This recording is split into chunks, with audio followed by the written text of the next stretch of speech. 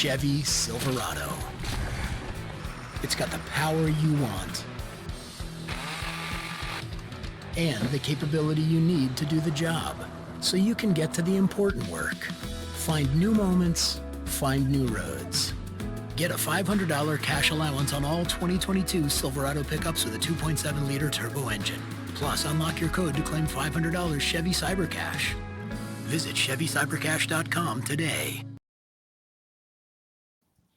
Welcome, everyone. You're listening to Huddle Up here on the Missouri Sports Network inside the Pizza Ranch Studios. We're all back together. I got my trusted sidekicks with me, scoreboard guy Newcomb, and the coach of the year, Mr. Darren Archer. You can call him DA. Hey, fellas, glad to see you. How's everyone feeling? Doing all right? Give me the thumbs up if you're ready to rock and roll. Thumbs down if you're turning brown. All right, here we go. All right. High school basketball, gentlemen. That was what was on our plate. We had a lot of it the last couple of weeks. Boys and girls 1 through 6 classes played down here at the good old Great Southern Bank Arena. Gentlemen, talk to us about it. Talk to me about it in our audience. Let us know how things went. Guy, we're going to start with you today. Tell us about the tournament and the 1 through 6 champions, girls and boys, Guy. Well, I tell you what, I've seen more basketball in person and on television in the last 14 days than I probably ever in my life. Sitting there courtside on the bench in a couple of games with the state tournaments coming in. But in Class 1, we'll just run through the girls here real quick. In Class 1 girls, it was Meadville defeating Chadwick 39-28 in the championship game. Meadville finishes the season 31-0, and they've got a lot of pieces coming back to that Meadville team. Class 2 girls, Tipton kind of blew out Bishop LeBlanc, won by 19 points, 55-36, and it's a Tipton team that have been beating bigger schools all year long, and they have got some size to them there at Tipton. The Cardinals are going to be good again next year.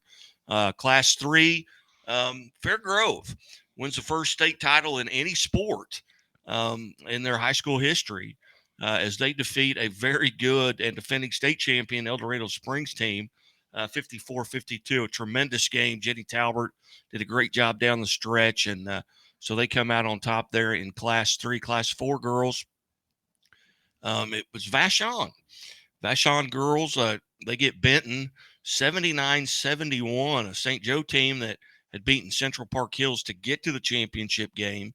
But Vashon, they come out on top there. And in Class 5 on the girls' side, Carl Junction makes it to the state championship game. They were 29-2 coming into that game, and they get beat by Lutheran St. Charles. And Arch and I talked about this going in, and and Lutheran beat a very good West Plains team by 21 points in the semifinals. But Lutheran St. Charles, they get their state championship in Class 5 girls. Class 6 girls, Incarnate Word, and you could have penciled them in probably at the beginning of the season. They got a 6'2" point guard, Natalie Potts, that's going to Nebraska. She's a dominant player, maybe the best player in the state of Missouri right now on the girls' side. She's won 3 state titles, would have been 4 had they played one in the COVID year. That was Incarnate's Word's 6th consecutive state championship on the girls' side, and that was their 100th win in a row when they defeated Rockbridge in the championship game by 27 points, 57-30. And coincidentally, their last loss was February 8th, 2019, to that very same Rockbridge team. And this is the first time that they've played them since that loss. And we all know about Rockbridge and their history in the girls' state championships. They've had a great run. Going into going into the boys' side, Class 1, South Iron becomes just the third team on the boys' side in history to win at least three consecutive state titles. Now, Scott County Central did it twice, but South Iron, Dusty Dinkins, just a tremendous job last year and the year before, but this year 56-47 winner off over a very good St. Elizabeth team in Class 1. In Class 2 boys, it was Salisbury.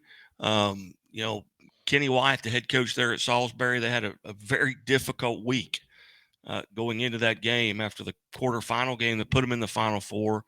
Had one of their players, starters, that passed away in his sleep. following that quarterfinal game. And so they came with heavy hearts, and they weren't going to come to the state championship game, but the young man's parents insisted that they do come, and they played a Principia team who some folks didn't think should have been there, because they were involved in a game in the quarterfinals with in the sectionals with Cooter, where the scorebook was wrong, and so they maybe should have won that game, but they didn't. But Salisbury gets it done, and in Class 3 boys, it was Central New Madrid County, and I believe it's the 12th, maybe state championship for Lennis, something similar to that. But Lennis McFerrin has been there 10th, been there forever.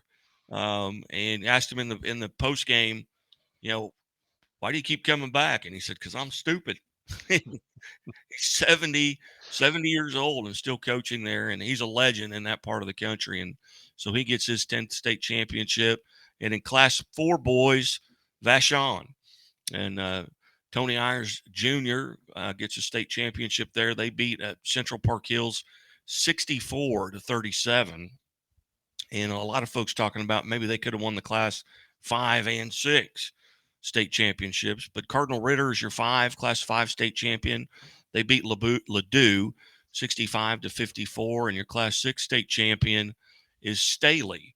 And Coach Chris Neff, I believe he said it was his 9th Final Four, but his first state championship. He had been there a lot with St. Joe Lafayette. He was at Webster Groves as an assistant and got a couple of rings there, but this is his first, and had a great conversation with him on the Missouri Sports Network earlier today that went out, actually maybe playing tomorrow as well. So that's kind of, and they beat a good Kickapoo team. And it was the second time they beat them. The first time they beat them by maybe 30 in the Tournament of Champions. But Kickapoo was up 4 early in the third quarter in this contest. And Staley just kind of turned the heat up. They played just great defense, and they're so long. They got 4 kids going on to play at the next level, one going to Iowa State, I believe, and the Caden Fish kid. But Kickapoo, a great effort by Kickapoo and their seniors and Coach McHenry there at Kickapoo. So that kind of winds down the high school basketball, and this will be the last time for 5 years that it's going to be played in Springfield. And I think that's a shame, because the atmosphere was tremendous.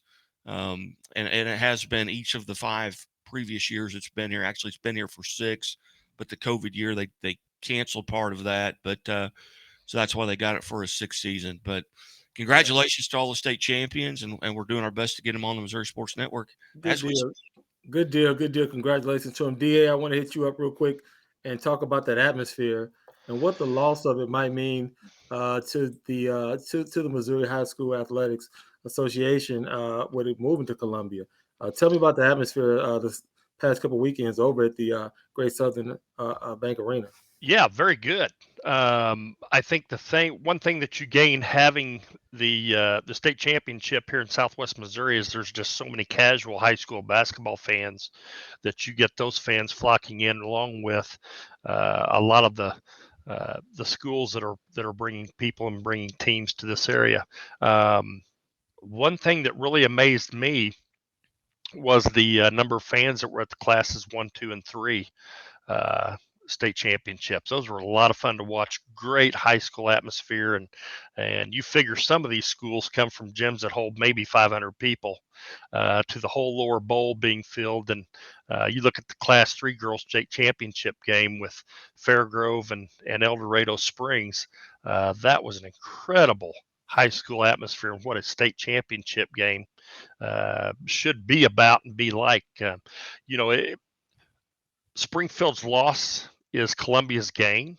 I've heard a lot of comments pro and against moving it back to Columbia, but time will tell. Both are great facilities, and both have done a very good job of hosting the state championship. But I really think the Great Southern Bank Arena is just a good place, holds a good atmosphere for high school state championship games. I agree. It's going to be a loss, but hopefully in the next 5 years, we'll get back to some normalcy here and get it back here to where I consider it should be. Guy, DA, thank you for the updates on the winners here at Missouri Sports Network. We want to congratulate all the winners and those that didn't take home the ultimate prize. You all had great seasons. Continue to keep your head up. We look forward to covering you again next year. Hey, right now you listen to Huddle Up here on the Missouri Sports Network inside the Pizza Ranch studio. That is our high school sports basketball wrap-up. We'll be right back. We're going to kind of get in on some of our local collegiate athletes and some of our teams here and bring some light to what their seasons, how they ended or how they're still going on. Stay tuned. Don't go anywhere. We'll be right back here on Huddle Up.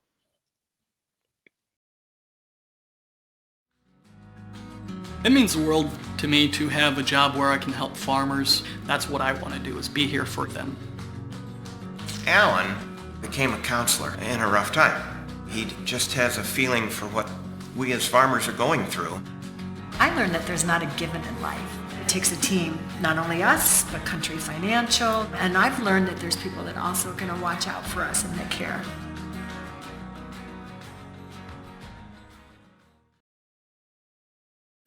Welcome back to Huddle Up, everyone, here on the Missouri Sports Network inside of the Pizza Ranch studio.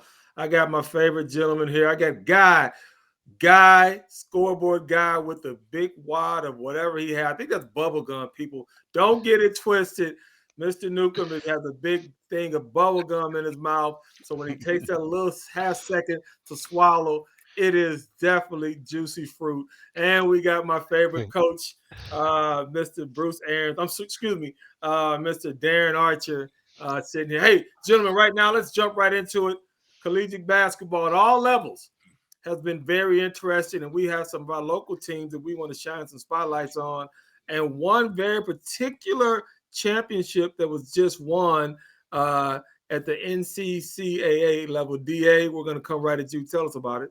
Yeah, national champion here in the state of Missouri, College of the Ozarks, led by Coach Becky Mullis, won the NCAA Division or NCCAA Division I national championship. So, congratulations to her basketball program. Great job all season long, and quite an honor. As far as the JUCO level is concerned, Moberly women come in to the national tournament as a 17 seed. Three Rivers is the last team to get in on the women's side on the JUCO national tournament. They're the 22 seed.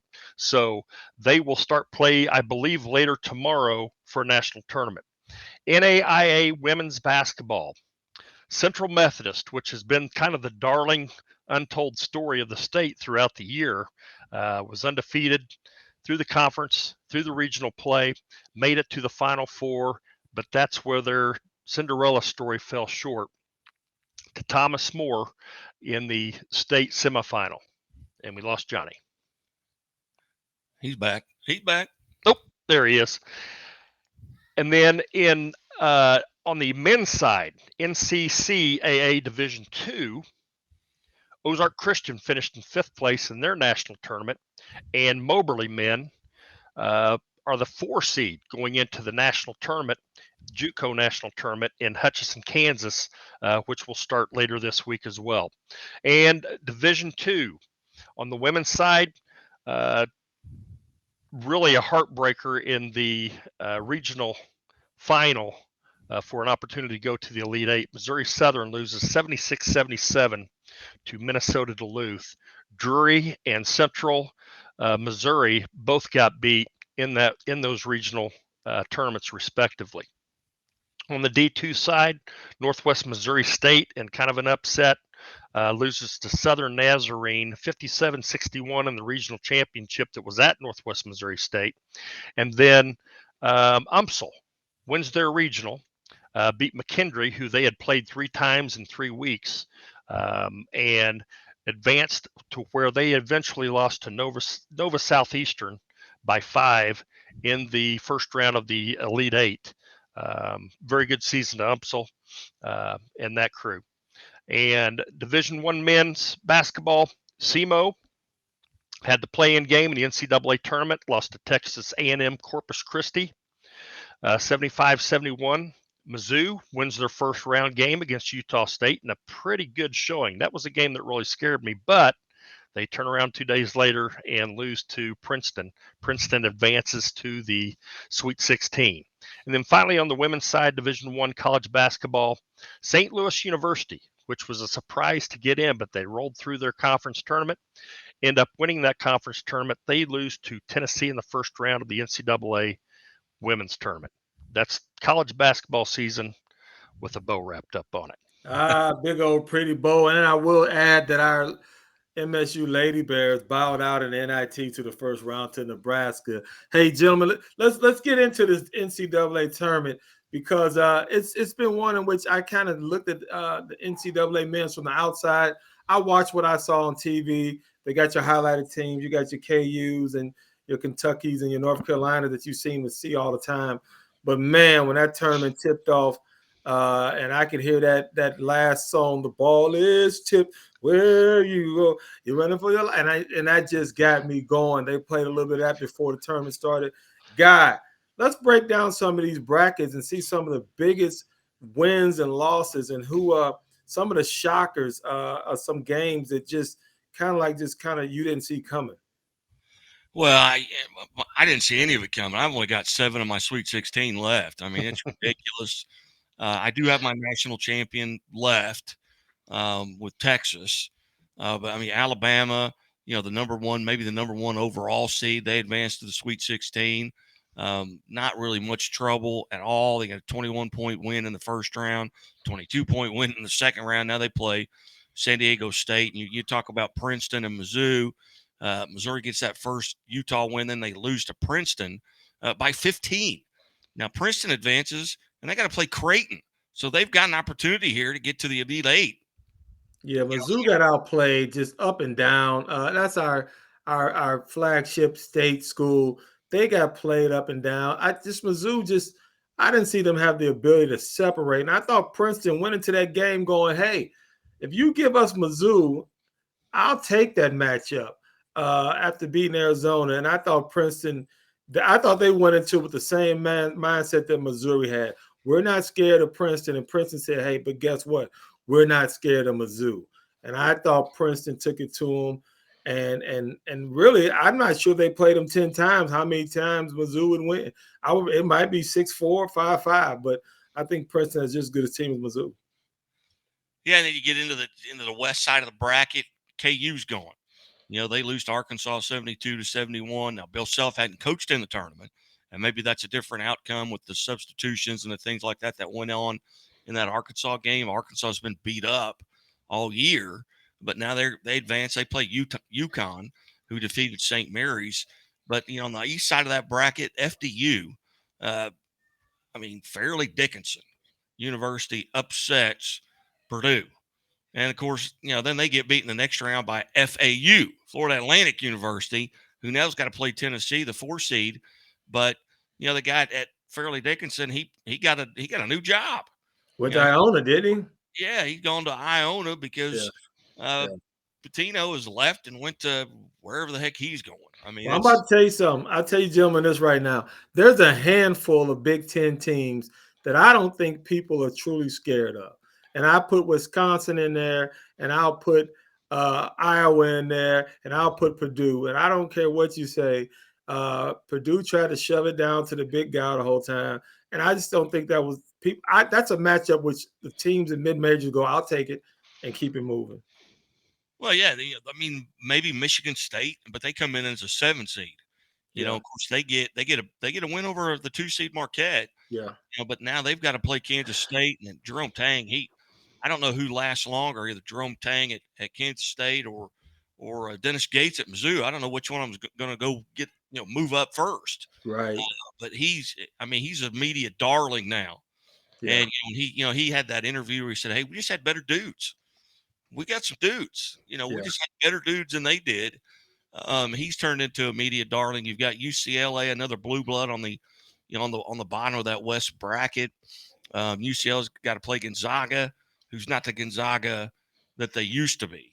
They play in a weak conference. St. Mary's gets in as well. But right now you're seeing teams that have got those COVID players at some of these smaller universities that these guys are 24, 25 years old because they got a COVID year. Then they get a redshirt year, and they're going up against these teams that, they've got the one and dones like KU and, even a UCLA maybe, but, it's just kind of weird to see that North Carolina's not even in the tournament this year. And, but it's been exciting, and I'm looking forward to the Sweet 16 weekend, and we'll have a Final Four by Monday. And I hope Texas and Alabama are still alive, because that's the only two Final Four teams I've got left. Well, I had Fairleigh Dickinson winning it all, so hey, you know what I'm saying? At least I got a couple of good points out of that. DA, how's your bracket look, my friend? It's a dumpster fire heading straight over the Niagara Falls. It's horrible. Fire may go out, but it's going to end bad. Well, you can reset it right now, DA guy, very quickly. Reset. Give me who you got winning it right now. For me, it's Alabama. Until somebody goes out and beats them, and you never can tell. That's the beautiful thing about the NCAA tournament. Until somebody beats them, in my book, they're national champions. Guy, what do you say, brother? My national championship champion that I picked is still alive, which is Texas. So I'm going to have to stay with Texas because they are still alive. All right, gentlemen. I'm going to take UCLA in an upset and just see what they can get done. Hey, appreciate it. Good wrap up on the collegiate level. Like I said, congratulations to all of those that made it. Those that didn't, as always, next year. But right now, you're listening to Huddle Up here on the Missouri Sports Network in the Pizza Ranch studio. We'll be right back with a wrap-up session, talking about some baseball and some other things we'll tie in also. Don't go anywhere. We'll be right back.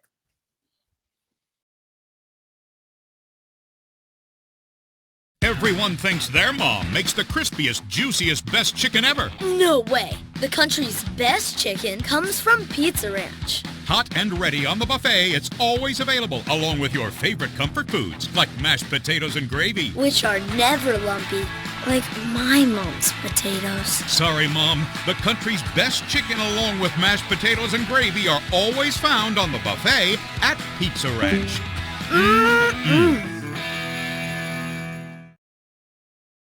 Welcome back, everyone, to Huddle Up here. You're on the Missouri Sports Network. Don't ever forget that, MissouriSportsNetwork.com.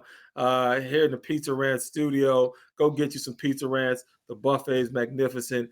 They have fried chicken on their buffet, along with mashed potatoes, a great salad bar, and all the pizzas you can want. Pizza Ranch studio, located inside of the Battlefield Mall. I want my two favorite gentlemen here. That scoreboard guy, the coach, the head ball coach, Mr. Dan Archer. We're going to talk a little bit of baseball here. The World Baseball Championship just concluded last night, and man, it was an awesome finish. You couldn't ask for a more perfect ending on who was at the plate, who was on the mound, what we consider might be a $600 man. Who knows? But they're going to give that man Shohei Ohtani everything he wants. Scoreboard guy, I'm going to let you go then kick it over to my man DA. What did you think about the World Baseball Championship, sir? Well, I think it's a great spectacle. I mean, you get to see the best players in the world, and a lot of them are playing here in MLB, but there's a lot of other guys. When you're talking about, you watch that Cuba-USA game, it was 14-2. I think it was the final there, but you get to see some of those guys that are in the minors, maybe, with major league clubs. They were, some high-scoring games. But the championship, and Japan wins it again. They've got a guy on the mound there, that it may be a huge advantage. And I'm not talking about Shohei Ohtani. I'm talking about the guy that was throwing 104 miles an hour in the game before. That came out that he's going to get a big MLB contract, but it's not going to be anything like what Shohei Ohtani is going to get at the end of this season, or maybe midway through this season. You think the Soto stuff was crazy last year? It's going to be Soto times 10 this year with Shohei Ohtani going into free agency. And I'm just ready for baseball to open. It opens a week from today. Cardinals have Toronto coming in, and there's nothing better than opening day at Busch Stadium. I agree with you, my friend. DA, I know you're excited about it, just like all of us were watching it. What were your feelings? Were you upset that the USA lost, or did you really care? What was your feeling about the overall atmosphere, about what it brought, and some of the injuries that played out during the tournament that's going to affect a lot of several major league teams? Yes. The injuries was the big thing, and there were quite a few. Well, I shouldn't say quite a few. There were a couple that early in the tournament, midway through the tournament, that I thought there may be some people start backing out. Yeah. That was my main concern, is that, okay, it's happened to these guys. When you talk about the Cardinals, Arenado gets hit on the hand, has to get his hand x-rayed. That's negative. I mean, you could hear a sigh of relief coming out of St. Louis, Yes. all the way down here in Southwest Missouri. So there is that element, but I mean, there's that element in everybody's life walking across the street, to get to the other side during rush hour. So really good baseball. I think the thing that impressed me the most was um, this year you did not have some of the bigger names shying away from playing in the tournament, especially the American players. That's kind of been an issue of the past, that some of your top name guys would sit out. Now there were quite a few pitchers that sat out, that did not that chose not to participate in the WBC, but almost to a man.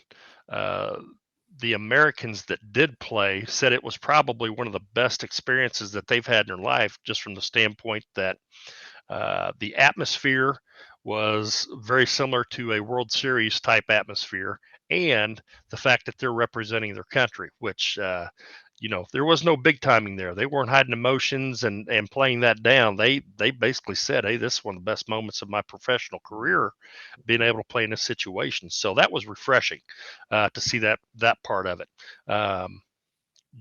You could not have scripted a better finish than Otani on the mound and Trout at the plate. I mean, that's storybook right there. And that thing could have gone either way. One run game, perfect ending to a very exciting tournament. DA, I couldn't agree with you more. And you and I were both kind of scratching our heads, wondering how Lars Nootbaar, the Cardinal, got a World Baseball Championship ring playing with Japan.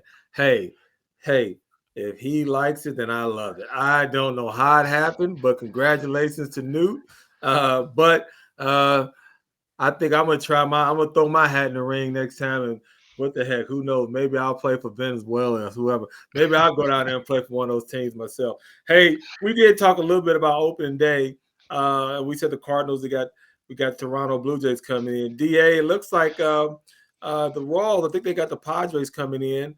And just give me not so much about the team overall view, but what state of where are the Royals at this year? Can they compete? Can they be in the hunt after the All-Star break, or is this another rebuilding year, so to speak?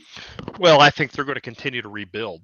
Yeah. They've got an awfully young, very talented group. Yeah. And as that group matures and gets more experience, the better, then they can start adding the pieces to that. But I don't think they're the type of team that can win the Central, but they can sure run it for somebody in the American League. So it's going to be interesting to watch that team mature and develop again this year.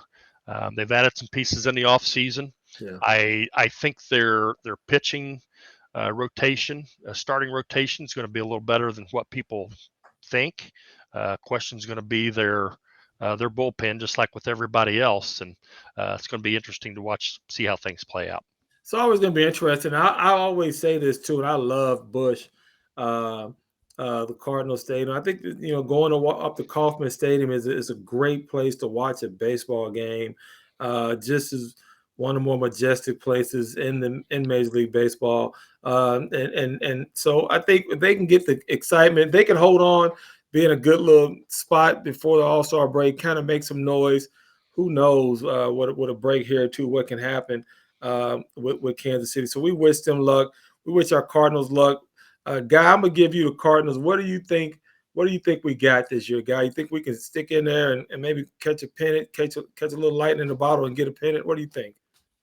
I'm sure we can. I think one thing that the rule changes this year, you talk about those, and not only the rule changes, but the change in schedule, where in the previous years they've got to play that their division so many times, and the division has been so poor up and down, then that's really provided them with a lot of wins. And now that's going to be spread out. We're going to play everybody the same amount of time. So that's going to be a challenge. You're going to see some things maybe that you haven't seen as far as records and things like that towards the end of the season. And then that's going to be affected by the trade deadline. And the Cardinals, just like probably every other major league team, it's going to be, can they stay healthy? Can they stay healthy on the mound? And it's going to come down to, I think, Flaherty. I mean, if Flaherty can stay healthy all year long and do what he's capable of, and you got Wainwright that's just a pitcher. I mean, he's not going to throw it up. He's not going to blow it by you. He's just going to pick inside, outside, things like that and pick you apart. But I think if they can stay healthy and Flaherty has a good season, I think the Cardinals are in good shape. I do too. I'm still going to miss my man Yachty. I'm going to miss Albert, the magical run he had last year. But we'll see how everything goes here. The new rule changes will affect the game.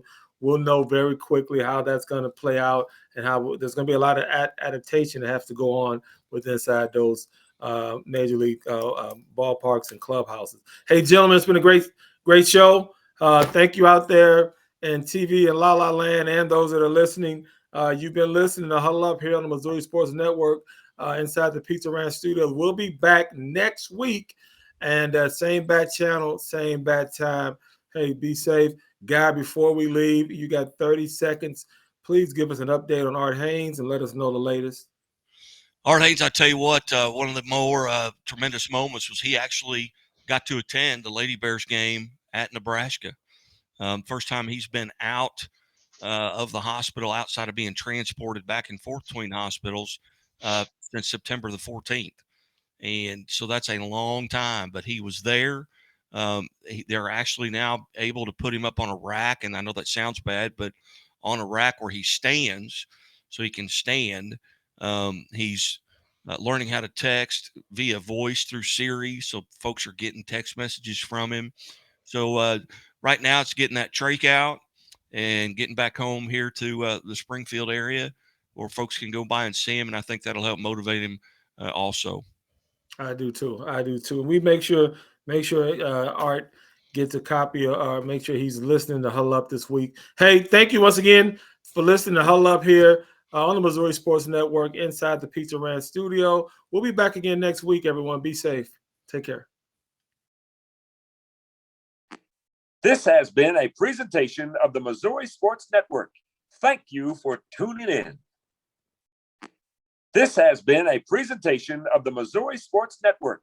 Thank you for tuning in.